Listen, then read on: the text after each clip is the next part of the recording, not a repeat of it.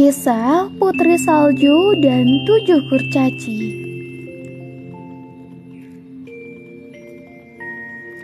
Hiduplah seorang ratu yang sedang mengandung di dalam istana. Ia senang melihat pemandangan dari jendela istananya.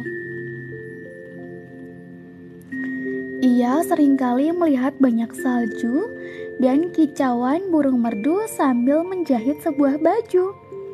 Suatu hari, ia berkata dalam hati tentang akan dilahirkannya. Aku ingin melahirkan putri yang cantik. Kulitnya putih seperti salju, bibirnya merah seperti delima, serta rambutnya hitam pekat dan panjang. Ujarnya dalam hati. Tiba-tiba ia tertusuk jarum sehingga darah menetes ke atas salju di luar jendela. Beberapa hari kemudian, ia melahirkan anak perempuan yang cantik sesuai harapannya, yang diberi nama Putri Salju. Namun sesaat setelah melahirkan, Ratu meninggal. Setelah Putri Salju beranjak dewasa, Raja tidak mau anaknya kesepian, hingga ia memutuskan untuk menikah lagi. Namun ibu tiri bersikap tidak baik pada Putri Salju, karena merasa kecantikan sang putri menyaingi dirinya. Sang ibu tiri mulai memiliki rencana jahat pada Putri Salju. Ia menyuruh prajurit membawa Putri Salju jauh dari istana untuk mencelakainya diam-diam. Ia juga meminta hati Putri Salju sebagai buktinya. Prajurit kemudian mengajak Putri Salju pergi jauh dari istana. Ia membawanya jauh ke dalam hutan. Saat ingin membunuhnya, sang prajurit bimbang dan tidak bisa mencelakai Putri Salju. Ia pun membiarkan Putri Salju sendirian hidup di hutan. Prajurit kembali ke istana membawa hati kerbau sebagai pengganti hati Putri Salju. Ratu yang jahat senang karena mengira Putri Salju telah tiada dan tidak ada yang menyaingi kecantikannya. Ia pun bercermin dan memuji dirinya. Sekarang akulah yang paling cantik di negeri ini. Putri Salju pun kegirangan di dalam hutan. Ia menyusuri setiap hutan hingga akhirnya melihat sebuah rumah mungil dari kejauhan. Putri Salju segera mendekati rumah itu. Saat ia masuk ke dalam rumah itu, ia melihat tempat duduk dan tempat tidur yang masing-masing berjumlah 7. Setiap perabotan pun juga berjumlah 7. Karena rasa lelah dan lapar, ia menyantap makanan yang tersedia di meja makan. Setelah selesai makan, Putri Salju berbaring di kamar. Ia tidak tahu bahwa rumah mungil itu dihuni oleh para kurcaci. Setelah seharian bekerja di hutan, para kurcaci tersebut pulang ke rumah dengan senang. Mereka sangat lapar dan ingin segera makan. Saat membuka pintu rumah, semua kurcaci terkejut karena hanya sedikit makanan yang tersisa.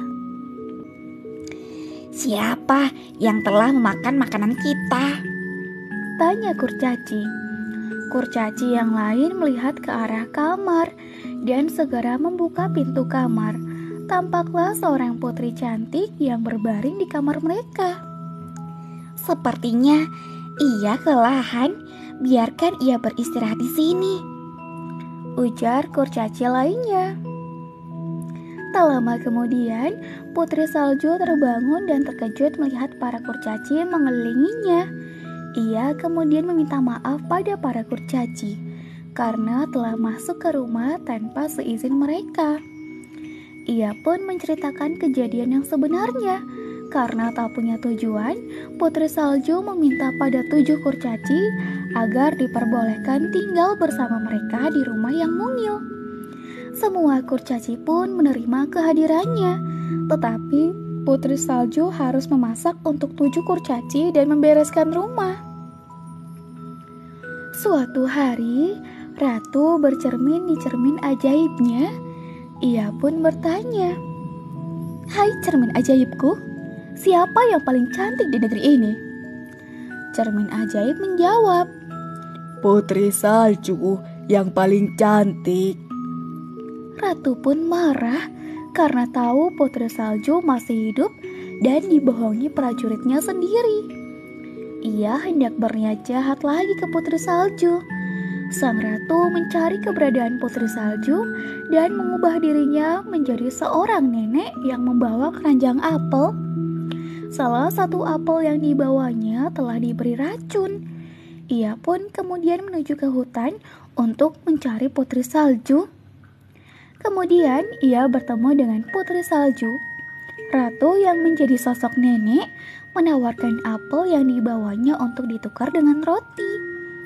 Karena iba, putri salju pun bersedia menukarnya. Putri salju menerima apel racun itu tanpa curiga. Setelah memakan apel tersebut, ia pun tidak sadarkan diri. Setelah 7 kurcaci pulang, mereka sedih melihat putri salju yang terbaring tak sadarkan diri. 7 kurcaci itu mengira putri salju telah meninggal dunia, sehingga memutuskan untuk memasukkan putri salju ke dalam peti. Lalu mereka letakkan di depan rumah dan menghiasnya dengan bunga. Suatu hari, ada pangeran berkuda yang menyusuri hutan. Ia melihat peti berisi putri salju dan mengira itu adalah putri yang selalu datang ke dalam mimpinya. Ia pun mencium sang putri dan keajaiban pun terjadi. Putri salju perlahan membuka matanya.